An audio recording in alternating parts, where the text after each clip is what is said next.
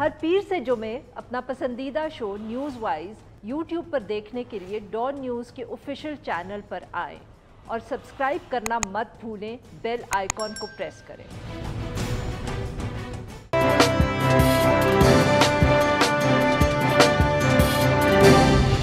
Welcome to news wise, मैं हूं आरिफा नूर। आज प्रोग्राम में सबसे पहले हम जिक्र करेंगे वफाकी हुकूमत ने जो ये फ़ैसला किया है कि शहबाज शरीफ साहब के ख़िलाफ़ अदालती कार्रवाई की जाए, नवाज़ शरीफ साहब की जो बेल पर मुल्क से रवानगी है उस हवाले से। मीडिया रिपोर्ट्स के मुताबिक गुज़िश्ता रोज़ वफाकी काबीना ने जो ये फ़ैसला किया इस हवाले से, तो उसके बाद अटॉर्नी जनरल ऑफिस की तरफ से पंजाब हुकूमत को एक ख़त लिखा गया है और उसमें ये कहा गया है कि जो साबिक वज़ीर आज़म नवाज़ शरीफ साहब हैं, उनको लाहौर हाई कोर्ट में जो उनकी मेडिकल रिपोर्ट्स जमा करवाई गई थी, उनके ऊपर तिब्बी माहिरीन से उनका ओपिनियन लिया जाए। अटॉर्नी जनरल ऑफिस की तरफ से जो ख़त जारी हुआ है उसमें कहा गया है कि अगरचा नवंबर 2019 में लंदन के लिए जाने की इजाज़त नवाज़ शरीफ साहब को कोर्ट्स ने इसलिए दी थी क्योंकि उनकी सेहत बहुत ख़राब थी, मगर जब से वो लंदन पहुँचे हैं और जिस किस्म की तस्वीर उनकी एक्टिविटीज़ के हवाले से सामने आती हैं, उससे कोई एक इतनी अलालत का कोई इम्प्रेशन मिलता नहीं है और तासुर जो है वो कुछ और ही मिलता है बयानात से भी जो उनकी पार्टी के लीडर्स देते हैं। अटॉर्नी जनरल ऑफिस के ख़त में पंजाब हुकूमत को इसलिए ये हिदायत दी गई है कि वो नवाज़ शरीफ साहब की तरफ से जो लाहौर हाई कोर्ट में मेडिकल रिपोर्ट्स जमा करवाई गई हैं, उनके तफसीली मुआयने के लिए मेडिकल एक्सपर्ट्स जो हैं उनके ऊपर मुश्तमिल एक बोर्ड जो है उसको कायम करे और उस मुआयने के बाद एक तहरीरी रिपोर्ट जारी करे ताकि उसकी रोशनी के अंदर ये फ़ैसला किया जाए कि आगे क्या स्टेप्स लेने हैं। इस सारे मामले पे गुफ्तगू करने के लिए आज हमारे साथ मौजूद हैं अहमद साहब, advocate general Punjab. Welcome to the show sir. Ahmad साहब, सर ये जो बात हो रही है, जो ख़त लिखा गया है आपको पंजाब हुकूमत को मिला है, तो सर ये बताएं कि ये जिन मेडिकल रिपोर्ट्स का जिक्र हो रहा है, ये क्या वो मेडिकल रिपोर्ट्स हैं जो नवाज़ शरीफ साहब को जब इजाज़त मिली थी बाहर जाने की, या उनके जाने के बाद जो लंदन से रिपोर्ट्स आई हैं उस हवाले से ये इंस्ट्रक्शंस आपको दी गई हैं? बिस्मिल्लाहिर्रहमानिर्रहीम। ये रिपोर्ट्स जो हैं ये वहाँ लंदन जाने के बाद जो इन्होंने जो लेटेस्ट रिपोर्ट जो है वो गालिबन इनके हवाले की गई है, वो अगस्त 2021 की है और गालिबन सितंबर वो जुलाई की 21 की वहाँ से वो डॉक्टर की रिपोर्ट है।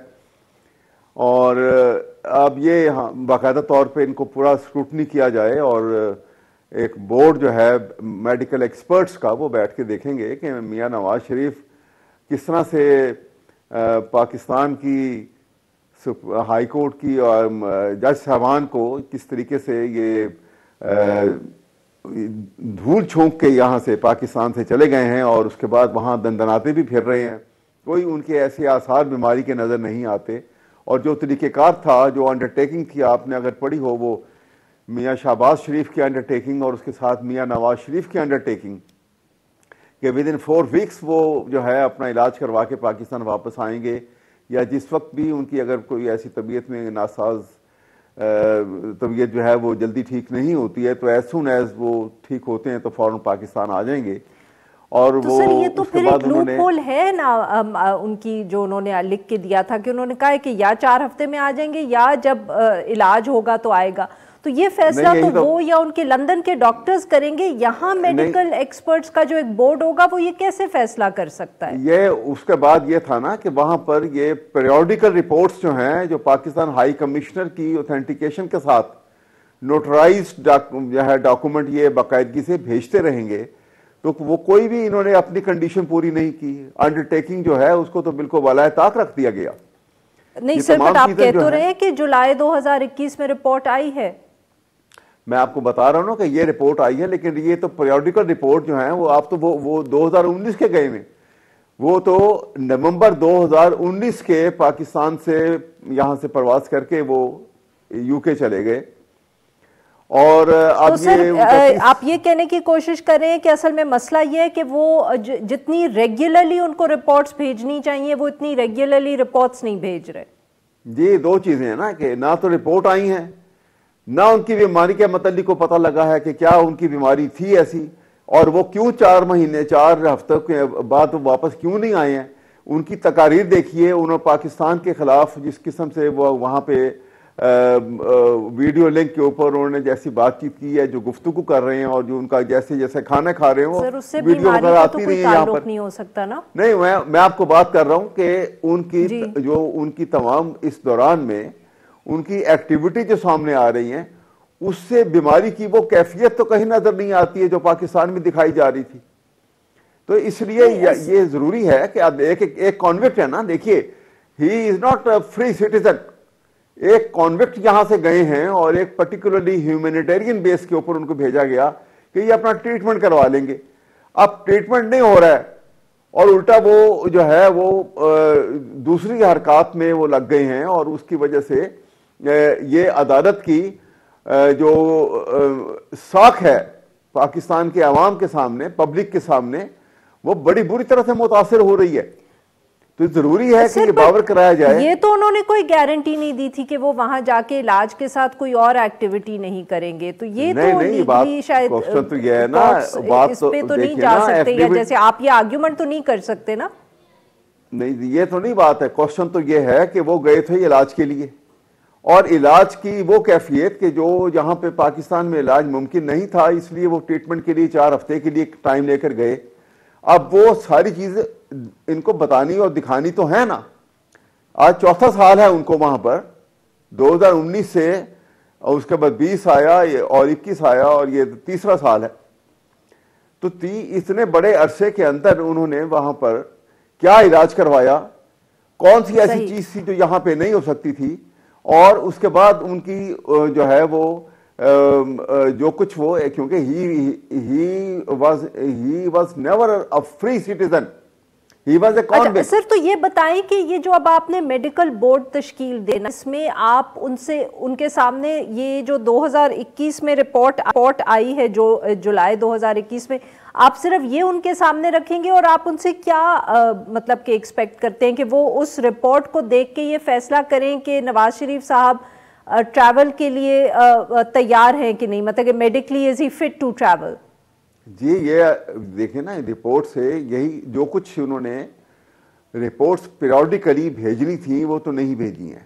اب جتنی رپورٹ آئی ہیں اس کے اوپر یہ ڈاکٹرز جو ہیں ایک اپنی ایکسپرٹ اوپینین دیں گے, پھر عدالت میں یہ میٹر جائے گا اور وہاں پہ ان کی جو انڈرٹیکنگ ہے, میاں شہباز کی انڈرٹیکنگ ہے اور پھر نواز شریف کی اپنی انڈرٹیکنگ ہے, وہ اس کے اوپر باقاعدہ طور کے اوپر ایک عدالت جو ہے دیکھے گی کہ بھئی ان کے یہ انڈرٹیکنگ کی بنیاد کے اوپر ان کو کہا گیا تھا, اور وہ انڈرٹیکنگ جو ہے وہ اس کا مطلب یہ ہے کہ یہ تو عدالت کو ہوڈونگ کیا گیا ہے, یہ ایک سوچے سمجھے اسکیم کے تحت. اچھا سر یہ بتائیے گا کہ سر یہ بھی تنقید ہو رہی ہے کہ یہ جو فیصلہ کیا ہے یا آپ کو کہا گیا ہے کہ ایک میڈیکل بورڈ بنائے پھر اس کے سامنے رپورٹ رکھے, یہ حکومت خود بھی اس معاملے کو لٹکا رہی ہے. اگر وہ سچ مچ سنجیدہ ہوتی تو وہ سیدھی کورٹ کے پاس چلی جاتی پٹیشن لے کے اور کہتی کہ نواز شریف صاحب کو 4 ہفتے کی اجازت تھی, آپ واپس بلائیں. کیونکہ یہ کہا جا رہا ہے کہ یہ تو ڈیلینگ ٹیکٹکس ہیں کہ آپ بورڈ بنائیں گے پھر بورڈ ایک رپورٹ کو دیکھے گا. یہ تو اگر کورٹس نے خود نہیں اس کو فالو اپ کیا تو حکومت کا اس میں تو کوئی رول ہی نہیں بنتا. نہیں دیکھ, سوال تو یہ ہے کہ یہ اب جو رپورٹس جو ہیں اس کے اوپر اب ایک بورڈ بیٹھ کے اپنی ایکسپرٹ اوپینین جو ہے لیگل اوپینین وہ میڈیکل اوپینین دیں گے. کرنے والا فیصلہ نہیں ہے. دیکھیے اس کے بعد عدالت میں جائیں گے نا جی, اس کے بعد یہ باقاعدہ طور چلے جائیں کورٹ کو آرڈر کرنے دے میڈیکل بورڈ. 2 آسپیکٹ ہیں نا اس کے, جو رپورٹس کیا کہہ رہی ہیں اس کے متعلق گورنمنٹ خود بھی سیٹسفائی ہو جائے کہ یہ رپورٹ جو ہے اس سے کیا مراد ہے. سر آپ تو حکومت تو پہلے ہی سیٹسفائیڈ نہیں ہے, وہ تو کہتی ہے کہ پچھلی رپورٹ جو پاکستان میں جنریٹ ہوئی تھی وہ بھی جعلی ہیں. پہلے تو بالکل درست ہے کہ آپ دیکھیے ہمارے سامنے ہی ہے, ہم سب کے سامنے ہیں کہ جس طرح سے وہ یہاں سے گئے تھے, انکوائری تو نہ کروائی نا, جعلی کہہ کے بس ختم کر دی بات. انکوائری کرواتے, پتہ کرتے کہ کس لوگوں کنہوں نے وہ فیبریکیٹ کی ہیں. اب یہی بات ہے نا کہ جو کچھ وہ یہاں سے کر کے گئے تھے اور وہاں جا کے تو ان کو میاں شہباز نے بھی اور اس کے بعد میاں نواز شریف نے بھی یہ کہا تھا کہ 4 ہفتے کے اندر یہ واپس آئیں گے، اور یہ باقاعدہ پاکستان ہائی کمشنر جو وہاں پر ہیں ان کے ذریعے جو ان کی وہاں جو پیریوڈیکل رپورٹس ہوں گی وہ نوٹرائز ہو کے وہ باقاعدہ دی جائیں گی اور وہ یہاں پر آتی رہیں گی تاکہ ہمیں کورٹس نے مگر ان کا نوٹس نہیں لیا تو آپ اچھا سر یہ بتائیں کہ آپ کا کیا خیال ہے کہ جب اگر یہ بھی اسٹیبلش ہو جائے گا کہ شاید نواز شریف صاحب اتنے بیمار نہیں ہیں، شاید کورٹ اگر یہ بھی یقین کر لے کہ ان کو واپس آنا چاہیے، تو شہباز شریف صاحب کو اس حوالے سے کیا سزا ہو سکتی ہے؟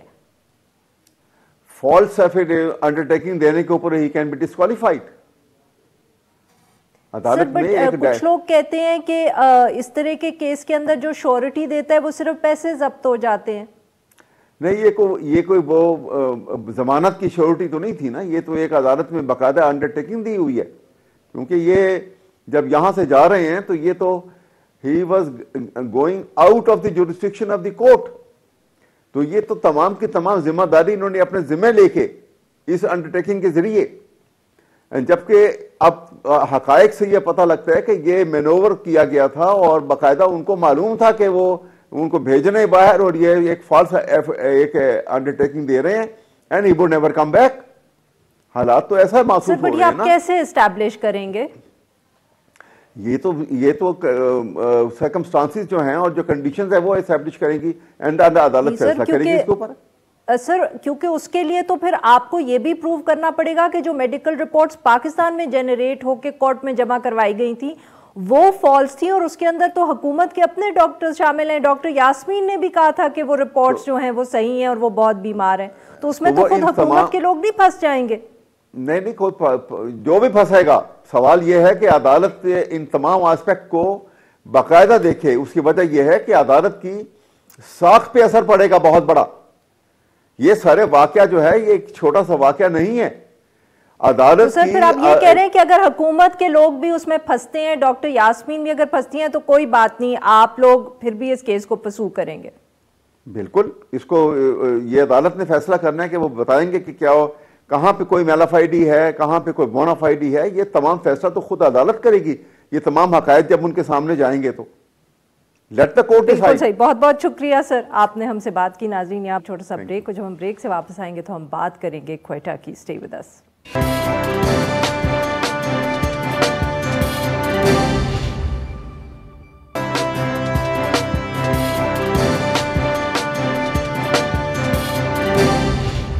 Welcome back. پروگرام کے اس حصے میں ہم ذکر کریں گے کوئٹہ میں جو ینگ ڈاکٹرز کا احتجاج تھا اور آج ہی جو ان کی گرفتاریاں ہوئی ہیں. اس حوالے سے میڈیا رپورٹس کے مطابق 1.5 ماہ سے کوئٹہ میں ینگ ڈاکٹرز جو ہیں اپنے مطالبات کے حوالے سے وہ احتجاج کر رہے تھے. او پی ڈیز کا انہوں نے بوائیکاٹ کیا ہوا تھا.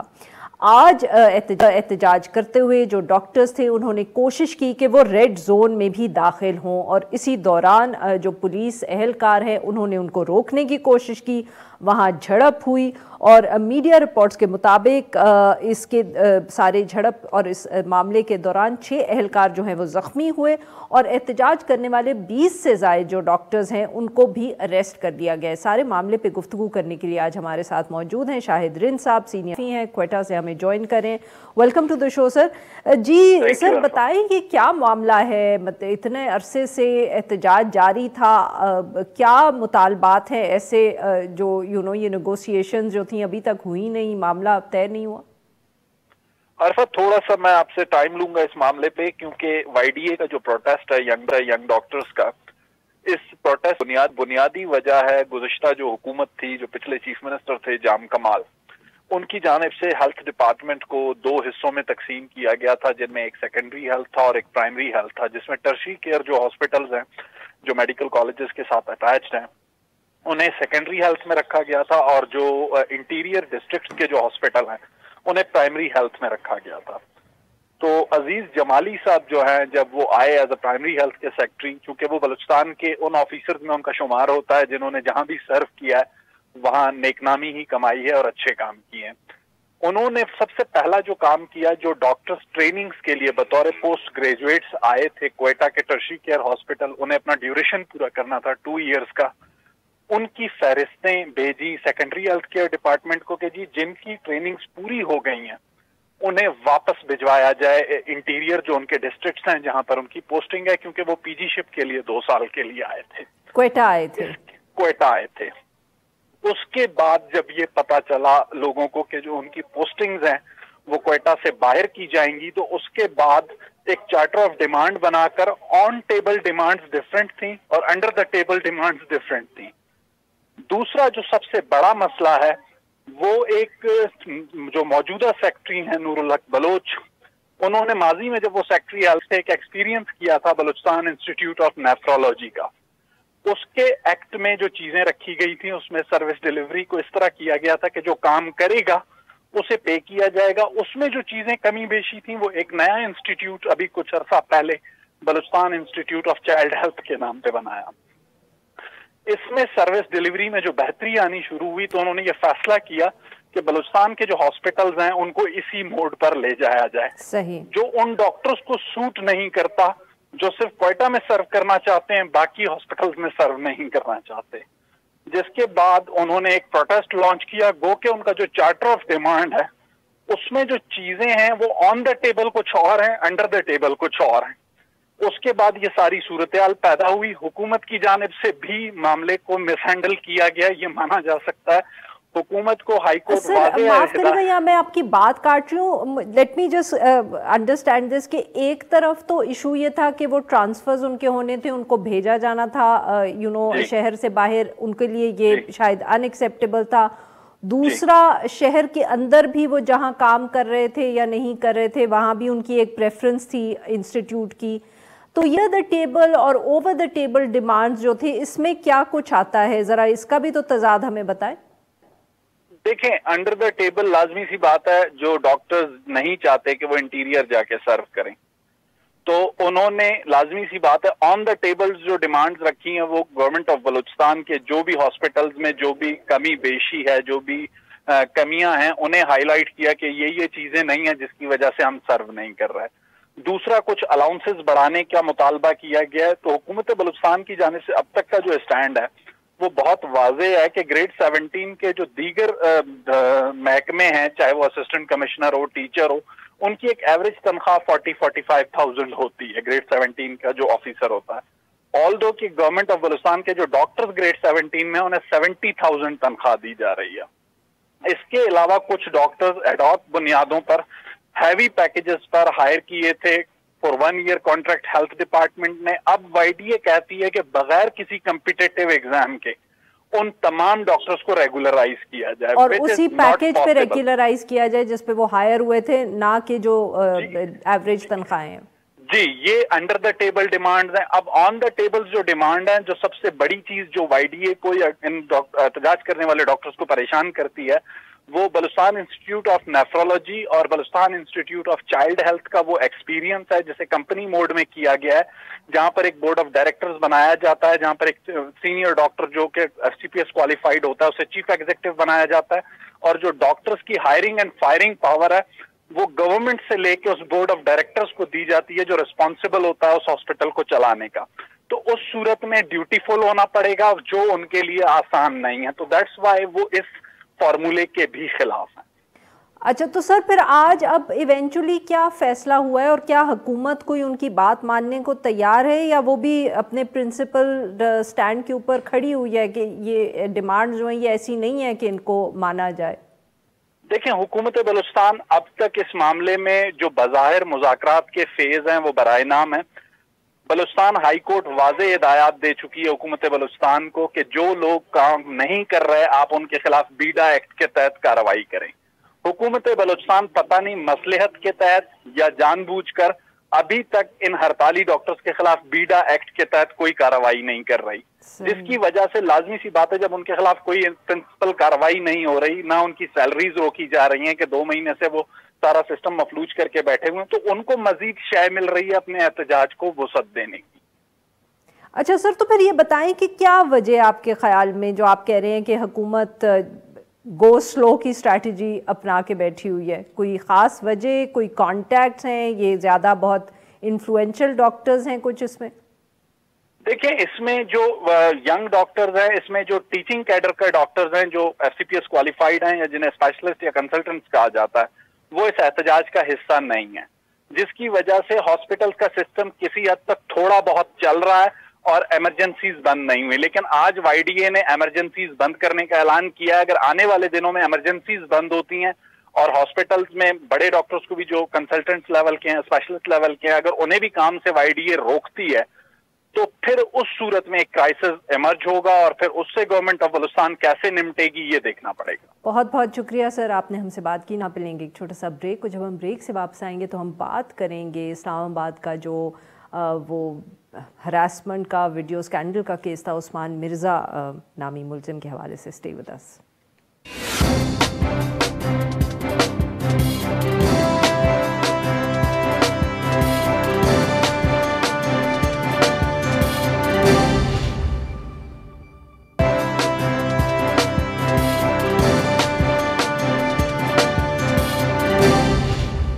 Welcome back. پروگرام کے اس حصے میں ہم ذکر کریں گے اسلام آباد کے اندر جو ایک نوجوان جوڑے کے اوپر تشدد کا واقعہ تھا اور جو پھر اس کی ویڈیو وائرل ہوئی تھی اور سارا ایک معاملہ اٹھا تھا. گزشتہ سال جولائی میں سوشل میڈیا پر اسلام آباد میں ایک ینگ جو کپل تھا، لڑکا اور لڑکی، ان کے اوپر تشدد ہوتے ہوئے ایک ویڈیو وائرل ہوئی تھی. اس کے بعد معلوم یہ ہوا کہ مرکزی ملزم جو ہے عثمان مرزا اور اس سمیت اور جو ملزمان تھے ان کو ٹریس کیا گیا، گرفتار کیا گیا اور وہ جو کیس تھا وہ چل رہا تھا. مگر گزشتہ روز عدالت میں جب پروسیڈنگز ہوئیں تو جو متاثرہ لڑکی تھی اس کی طرف سے یہ بیان دیا گیا کہ جو ملزم عثمان مرزا ہے اس سمیت نہ تو اس نے کبھی کسی کو آئیڈینٹیفائی کیا تھا اور نہ ہی تحریری طور پر اس آئیڈینٹیفیکیشن کی تصدیق کی تھی. لڑکی کے بقول پولیس نے یہ سارا معاملہ جو تھا خود بنایا گیا تھا اور وہ اب اس کیس کو پرسو نہیں کرنا چاہتی. اب یہ جو رد عمل آیا آبویسلی اس پہ بھی بہت شور مچا اور آج حکومت کی طرف سے یہ اعلان آیا ہے کہ وہ خود اس کیس کی پیروی کریں گے.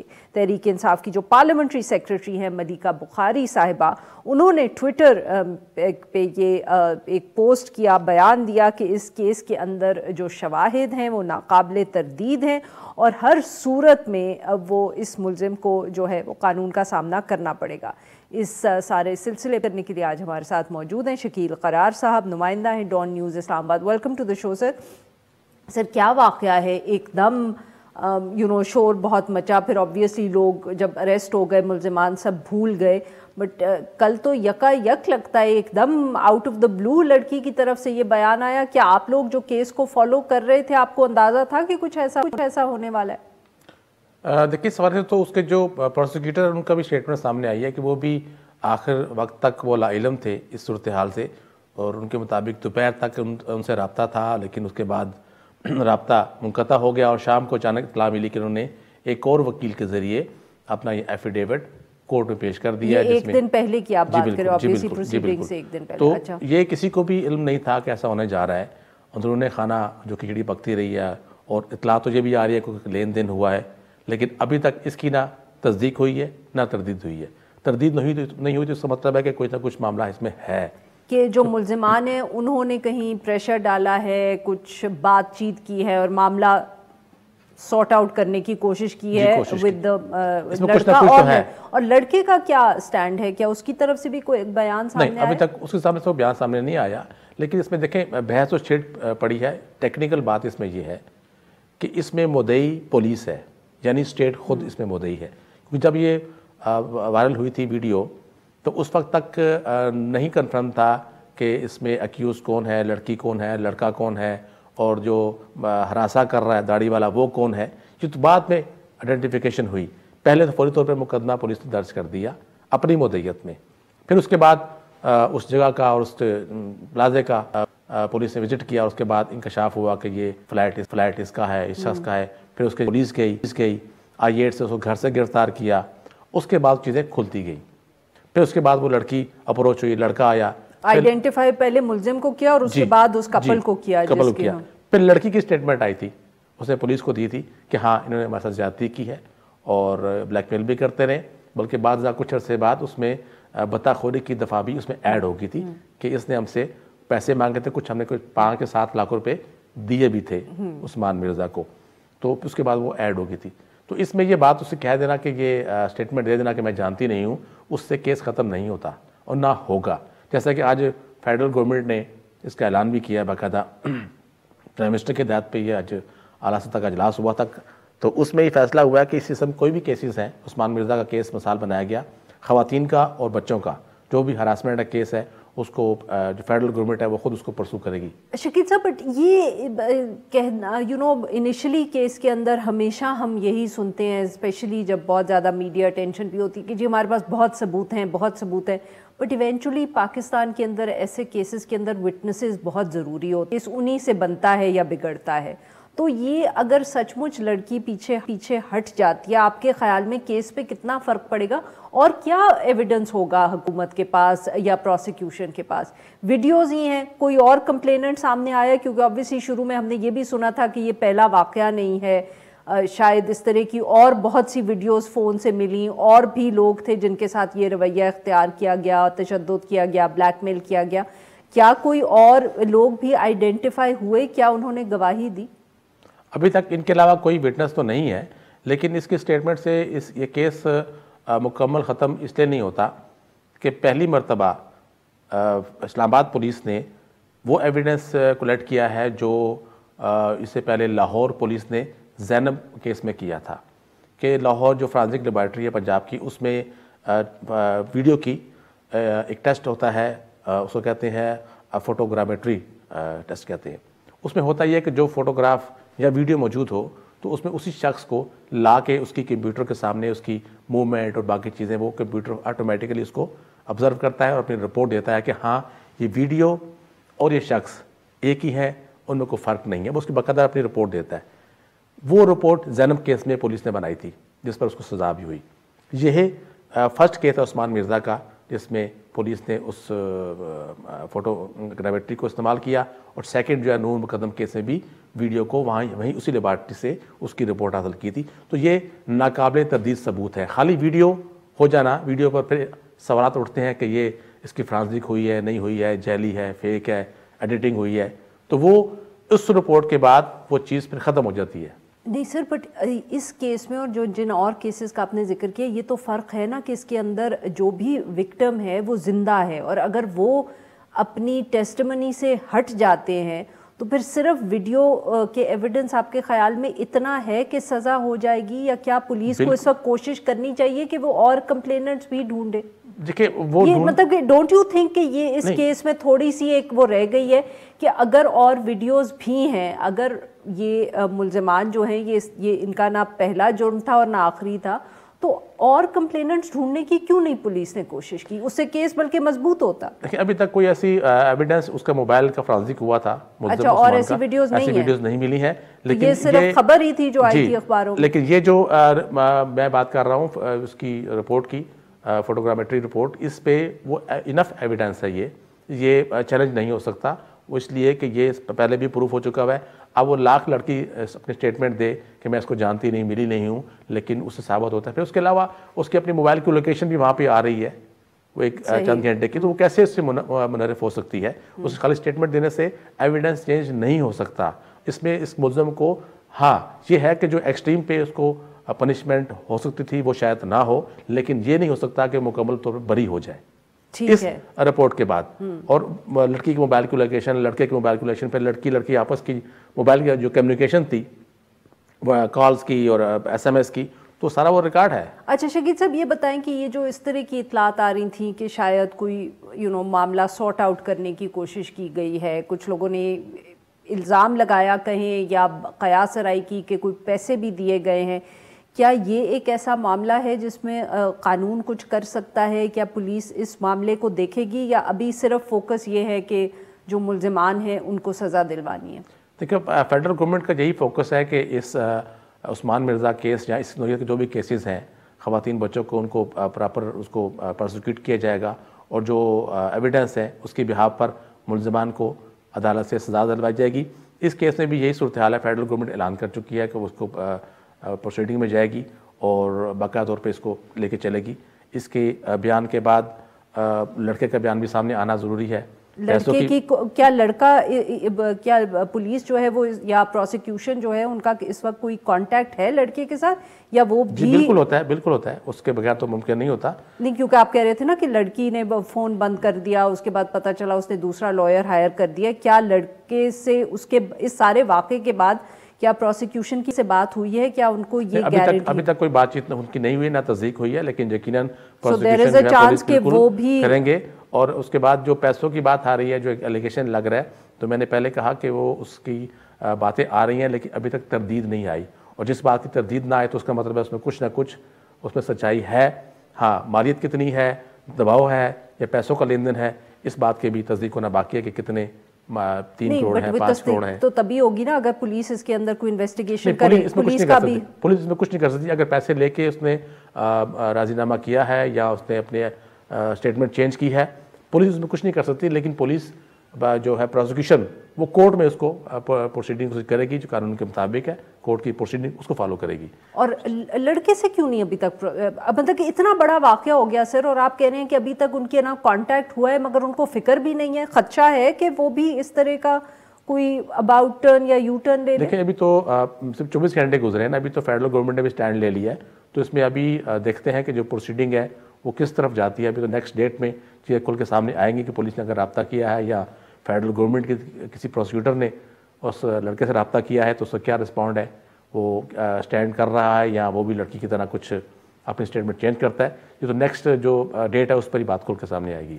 بہت بہت شکریہ سر, آپ نے ہم سے بات کی. ناظرین یہاں لیں گے ایک چھوٹا سا بریک, اور جب ہم بریک سے واپس آئیں گے تو ہم بات کریں گے خیبر پختونخوا میں جو ایک بہت بڑی سیاسی ڈیولپمنٹ ہوئی ہے. اسٹے ود اس.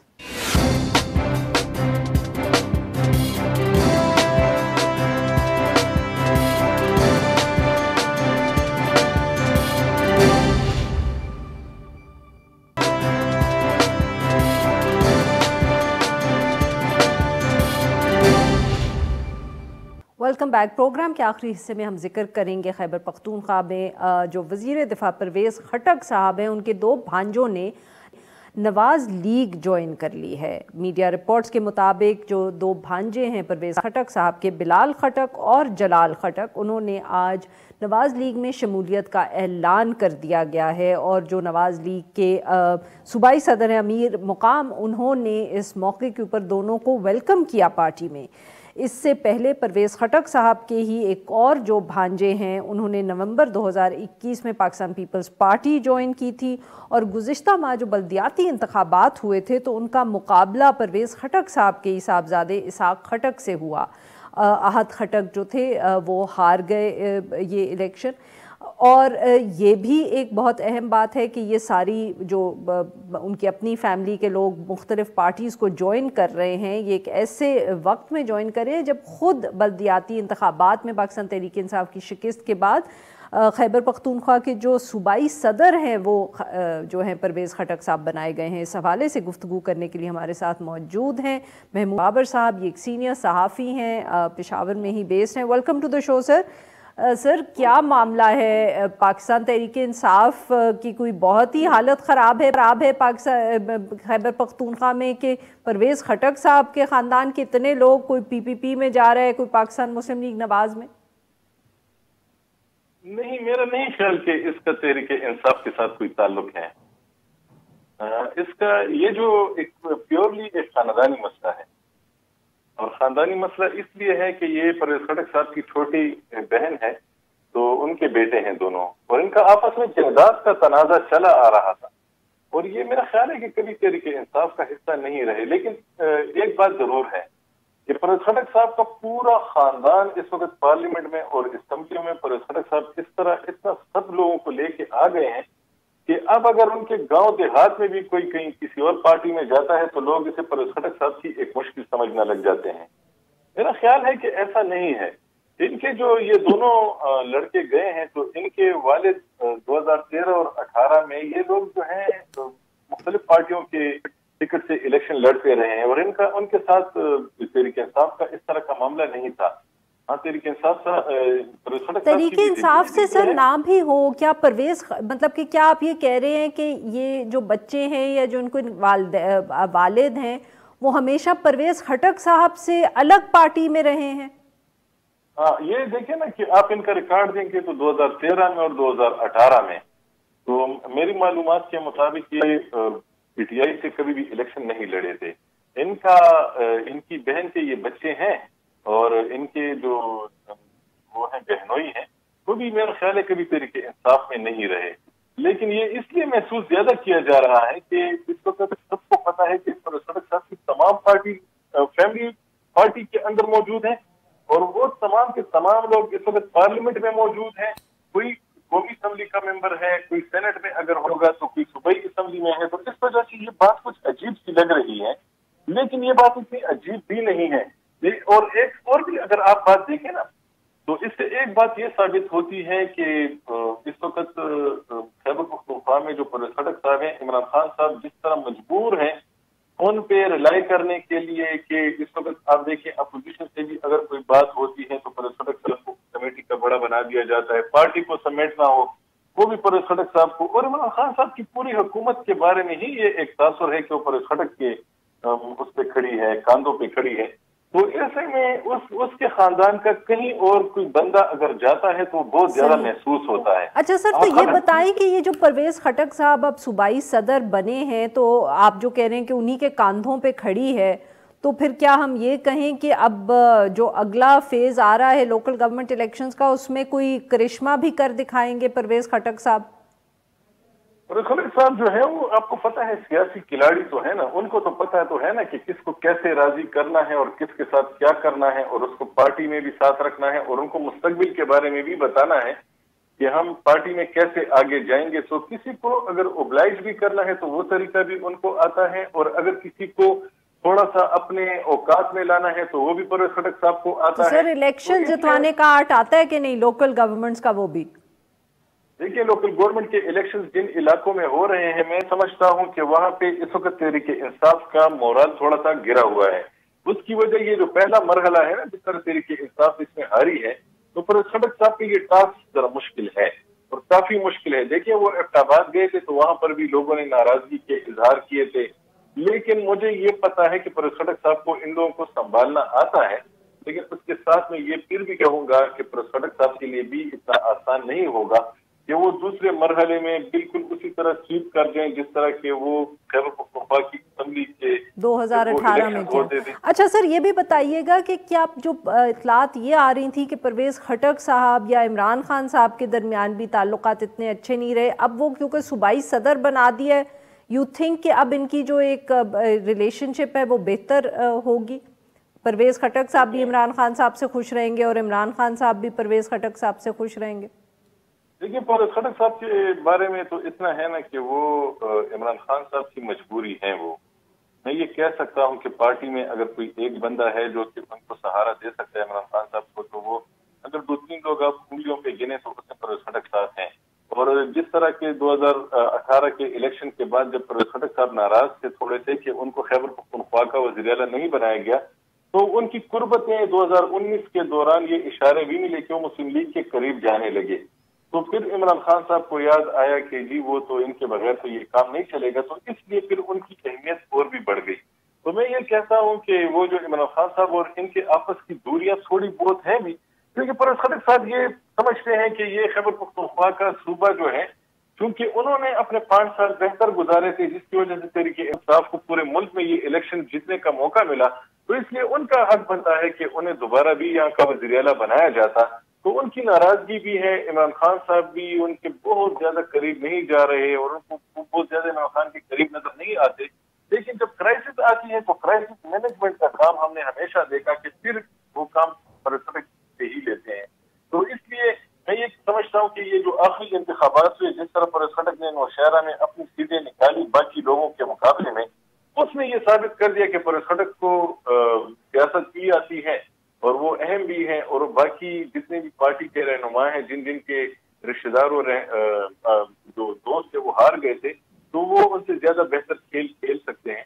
तो मेरे ख्याल में इमरान खान को उनकी जरूरत है और इमरान खान अगर उनसे नाराज भी है तो परवेज खटक को छोड़ देंगे। بالکل صحیح سر. بہت بہت شکریہ آپ نے ہم سے بات کی. ناظرین آج اتنا ہی. We'll be back tomorrow at the same time.